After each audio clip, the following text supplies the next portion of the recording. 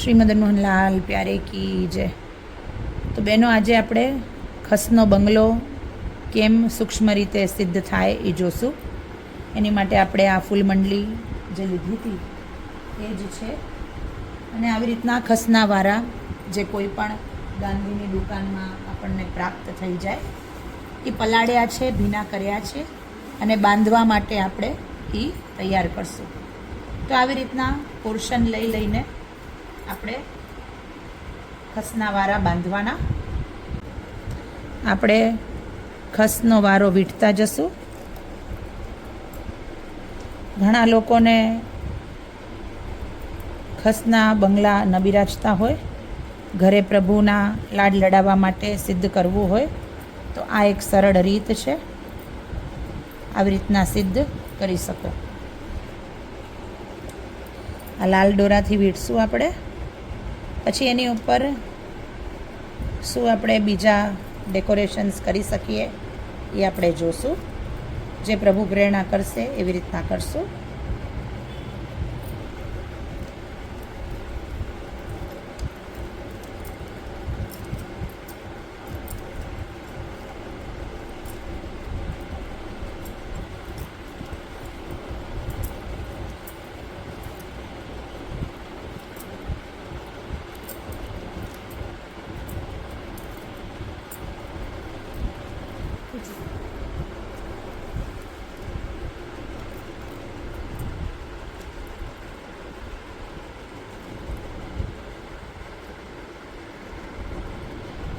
તો બહેનો, આપણે ખસના વારા આખા બંગલામાં વીંટી દીધા છે.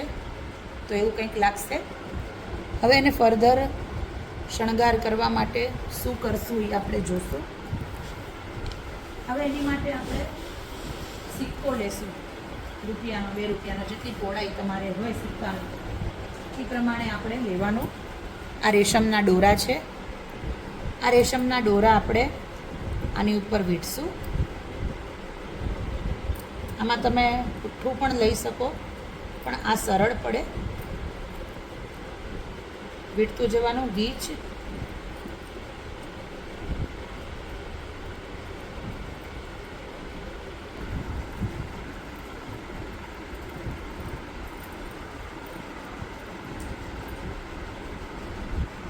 આખું સિક્કો દેખાતો બંધ થઈ જાય ત્યાં સુધી આપણે વીંટશું.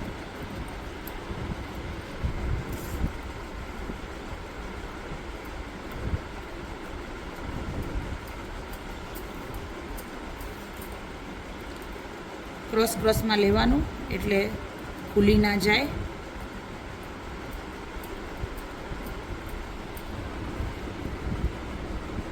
તો બેનો, આ સિક્કો ભરાવા લાગ્યો છે. જ્યાં જ્યાં દેખાતું હોય એ બાજુ વીંટતું જવાનું.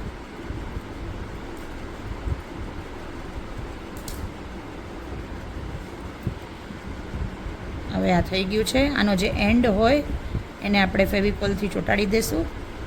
બધી સાઈડ જોઈ લેવાનું એક સરખું ફિનિશિંગ છે કે નહીં, પછી એને એન્ડ કરવાનું. તો છેલ્લો આ જે દોરો હોય એની ઉપર ફેવિકોલ લગાડી દેવાનું ને આ છેડો ચોંટાડીને થોડીક વાર સૂકવા મૂકી દેવાનું. તો આવી રીતના આપણું આ ફૂલ બની જશે. તો એવા ઘણા બધા રંગોમાં મેં ફૂલ કરીને રાખ્યા છે, જે આપણે હવે આ બંગલાની ઉપર લગાડશું. હવે આ સિક્કા આપણે જે કલરના લગાવ્યા છે એ બાંધશું આપણે સિક્કા. બધા મલ્ટી કલરના કરશું. હવે પીરોજી લેશું.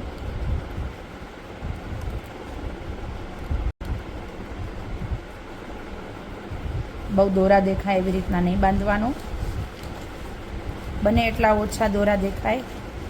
તો ઘણા લોકોને ઘરની અંદર સગવડ ના હોય કે ભાઈ અલગ અલગ બંગલાઓ કરીને પધરાવી શકીએ, તો દર વર્ષે આવી રીતના ઉષ્ણકાલમાં સિદ્ધ કરીને રાખી દઈએ અને પછી વીંટી દઈએ તો ખૂબ જ સુંદર લાગે. તો તમારે આવી રીતના દર વર્ષેની ઝંઝટ ના કરવી હોય તો આ તમે સોય દોરાથી આ સિક્કા ખસની સાથે ટાંકી બી શકો છો. સોય દોરાથી કાયમનો માટેનું કરવું હોય તો જેમ પ્રભુ પ્રેરણા કરે એમ કરી શકો છો. એક જ ફ્રેમ હોય જેની પાસે એને બધું લાડ લડાવવું હોય તો આવી રીતના પણ કરી શકો છો. આની અંદર જ ઘટાનો પ્રકાર, આની અંદર જ આપણે ફૂલના બંગલા, આની અંદર જ બધું આપણે શીખડાવવું હોય, પ્રભુને લાડ લડાવવા હોય તો પછી એક જ ફ્રેમ વસાવાય, જો ઘરની અંદર મૂકવાની સગવડ બહુ ના હોય તો.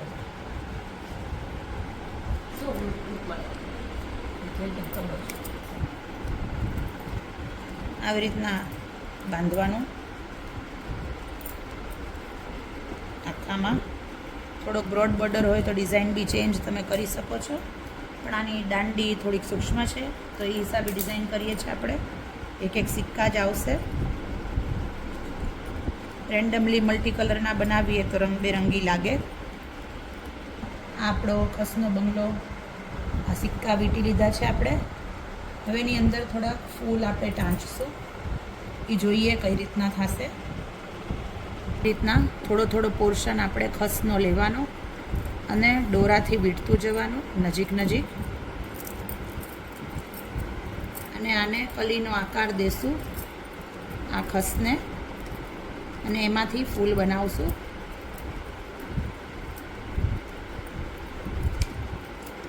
તો આ ઘરની અંદર જ આપણે જેમ બજારમાં મળે એવો સુંદર આપણે નાનો બેવડો વાળશું.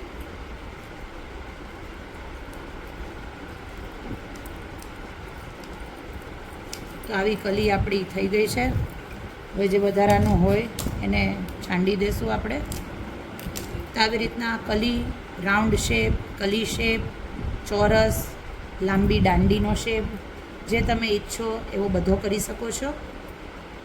તો આવી રીતના આપણે જે ખસની વારામાંથી બનાવી એ તમે ચાહો તો ટાંકો લઈ શકો છો. હમણાં મારી પાસે વિડીયો બનાવવામાં બહુ સમય નથી એટલે હું ટાંચણીનો પ્રયોગ અહીંયા કરી રહી છું. આવી રીતના તમે કરી શકો. અહીં જાલીમાં પણ ફૂલ કરી શકો છો.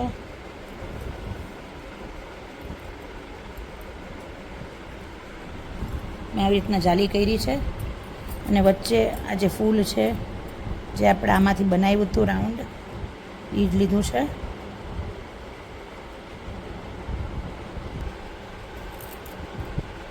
આ આપણો ખસનો બંગલો ઘરે સિદ્ધ થઈ ગયો છે. તો અહીં હમણાં ટાંચણી મારી છે મેં. કોઈને પરમનન્ટ બંગલો નહીં ને ટેમ્પરરી કરવો હોય તો એવી રીતના કરી શકે, દોરાથી બાંધી બી શકે. અને કોઈને પરમનન્ટ કરવો હોય કાયમ માટે તો એ ટાંકા પણ લઈ શકે છે. આ જે રંગબેરંગી સિક્કાઓ છે એમાં, અને જે ખસના ફૂલ આપણે બનાવ્યા એમાં. તો સેવામાં યાદ કરજો, અધિક મહિનામાં પ્રભુને ચોક્કસથી આ શીતોપચાર માટે ખસના બંગલામાં પધરાવજો. શ્રી મદન મોહનલાલ પ્યારે કી જય.